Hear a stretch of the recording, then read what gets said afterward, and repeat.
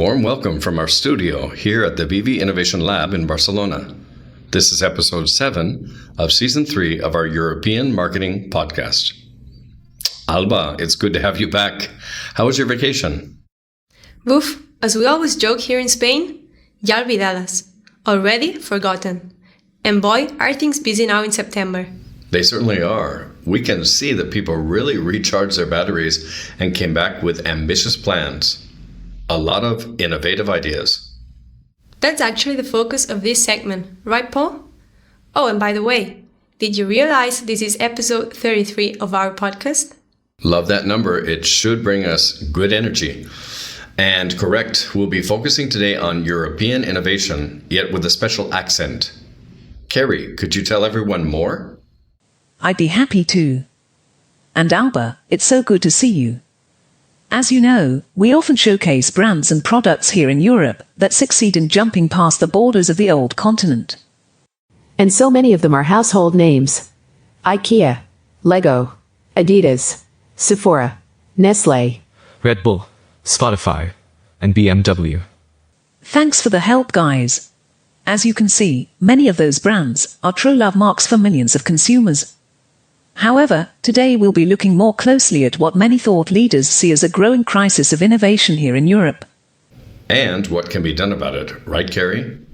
So, without further ado, let's dive right in.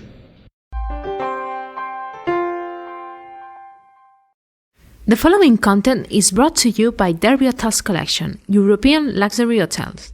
Enjoy a special 10% discount in London, Barcelona and Madrid with the code BVAlexa at derbyhotels.com. As we entered the studio just now, Carrie, you commented that the team has sourced some important studies about the state of innovation in Europe. Indeed they have, and they're quite eye-opening. It should be said that a focus here is on business innovation in the 21st century. It's well and good to be an established brand adored by millions worldwide. Nevertheless, the information age, defined by unprecedented speed and competition, has become a primary challenge for each and every company. So, Carrie, is that the main reason why European companies see the need to innovate? You might be surprised, but that's not the case. I've asked Leslie, who's our numbers gal, to present us with some of the main insights. My pleasure. We looked at 2 studies we found especially relevant. One from McKinsey in 2018, and another from 2019, published by Deloitte. In both cases, they focus exclusively on European innovation. And that's where you observed a sense of alarm, right? Exactly, boss. Let me start with a global stat, emphasized by McKinsey, followed by the motives for innovating cited by companies in Europe. Looking back as recently as the 1990s, Western Europe made up 32% of companies in the top 1% of economic profit, globally. By 2016, that slice of the pie had shrunk by half, where only 16% of these leading firms came from Europe. Ouch. Hence, the growing feeling of crisis. And it's palpable. The share of European executives who consider their companies to be true innovators is notably lower than in the United States. Getting back to Alba's question, what is it finally that motivates companies in Europe to innovate, according to Deloitte? Well, we should remember that these are pre-COVID figures from 2018. Nevertheless, the explosion of new technologies definitely gets everyone's attention. A full 92% of the companies mention that as their number one trigger to innovate. You know, my friends, I always look for a silver lining. So, given the same interest in new technologies as elsewhere, where is Europe investing?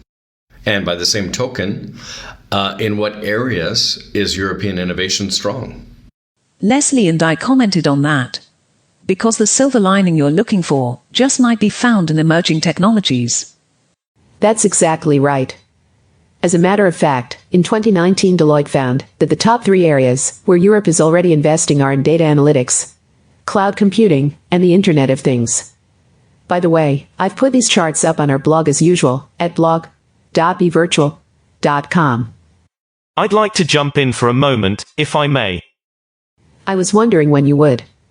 We've been expecting you, George. The Deloitte chart is quite revealing for me in many areas, notably where robotics, automation and AI are concerned. We'll present a few cases of European innovation in just a bit, related to those technologies. Yeah, George is right. Where Europe is the leader in innovation, hands down, is most definitely in the car industry. That's why I mentioned BMW earlier. The Germans are doing very cool stuff in terms of voice, artificial intelligence, green energy, and IoT. I totally agree with our tech team. Last month, VoiceBot.ai reported that the use in Germany of voice assistants in automobiles is second only to the US, with 39% of the population of 69 million adults using them. The UK market comes third. What we're seeing here is that European consumers literally drive innovation. That's why I think it's time to talk about some concrete cases, and my example comes from the United Kingdom, in fact. Go for it, dude. Excuse me, did I hear you just call him dude? Cambridge-based chipmaker ARM should definitely make the list of leaders here. They provide hardware and scalable open architecture for 21st century automobiles, where features range from driver-assisted safety measures to self-driving vehicles. Our cars today are all loaded with electronics, and ARM technology helps to manage that complexity, even including IoT sensors, by the way. Well, George, as you know, I always try to be very transparent, so I have to admit you lost me a bit in that first case. Could you please leave a link to ARM's website on our blog so that we can all take a closer look? No problem, and I'd like to add that they should look for the program notes for this episode, Season 3, Episode 7. They're in the podcast section of our blog. Speaking of the blog, we also mentioned a second case of innovation coming from Prague. There, Alexa herself just awarded the Czech Technical University the top prize in the 4th Grand Challenge to continually perfect conversational abilities between users and herself. I recommend our listeners watch the video we've put up on our blog about that competition. It's fascinating. I agree, Leslie. As you might remember, I worked in Central Europe in the 90s as the former East Bloc opened up. And it was amazing to see how much pent-up innovation came flooding out once the Iron Curtain fell. Shall we take a look now at our final case of European innovation? Who's up? It seems I have the honor of showcasing the third company, Paul, this time hailing from Stockholm, Sweden. I'm talking about Artificial Solutions, maker of Teneo software. It's used for building custom chatbots, virtual assistants, and conversational interfaces. Since the topic is extensive, we've included an interview with their CEO, Per Sun, in this episode's program notes. They're totally cutting edge. We put video on the blog that makes it easy to understand what they do, because conversational interfaces sounds too complicated. Basically, they focus on voice, and on the fact that people prefer to hear an automated call center, software, or machine speak back to them as a human. And Teneo does that in over 80 languages. I'm beginning to worry that our regular listeners might start calling me Nervous Nelly. Or worse, Lucy Luddite. But geez, the idea of customer service without real human beings just reminds me of dystopian sci-fi series, like Black Mirror. Perhaps that intriguing episode, Be Right Back. That's where a young widow connects with her deceased husband, using AI, smartphones, and more. George, stop it. You're making me nervous. You're not the only one. Both the European Union and the UN are drawing up legislation to protect us from AI, bots, and voice interactions that might be deceptive. Like Google Duplex, which we looked at earlier this year, in episode 1. You know, I saw that in the preparatory notes for today's taping.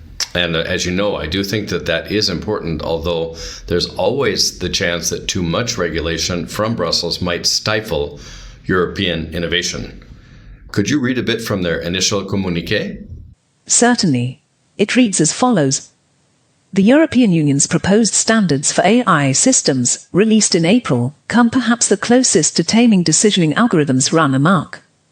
If adopted, the rules would subject high-risk algorithms to strict safeguards and ban outright social scoring, child exploitation, and certain surveillance technologies. For example, algorithms used in recruitment, critical infrastructure, credit scoring, migration, and law enforcement. Companies breaching the framework would face fines of up to 6% of their global turnover, or €30 million, that's $36 million, whichever is higher. May I add something? Of course, please do. I like the approach to AI being adopted in some parts of Europe. The article goes on to say the following. In September, Amsterdam and Helsinki launched algorithm registries to bring transparency to public deployments of AI. Each algorithm in the registries lists datasets used to train a model, a description of how an algorithm is used, how humans use the prediction, and how algorithms were assessed for potential bias or risks. The registries also give citizens ways to give feedback on algorithms their local government uses. Well, there's a lot to explore in this final case. Conversational AIs in call centers, constant iterations of voice bots, and the draft legislation now drawn up to quell privacy fears. We do hope you'll bookmark the blog post for this episode for further information and study. Often, opportunity comes wrapped in a bit of yin and a bit of yang. So true success, of course, lies in managing such innovation with wisdom. Until next time. Remember to check out our other flash briefings in the podcast section of our blog. Many of the episodes include very interesting chats with European innovators and entrepreneurs. Till then, goodbye from Spain.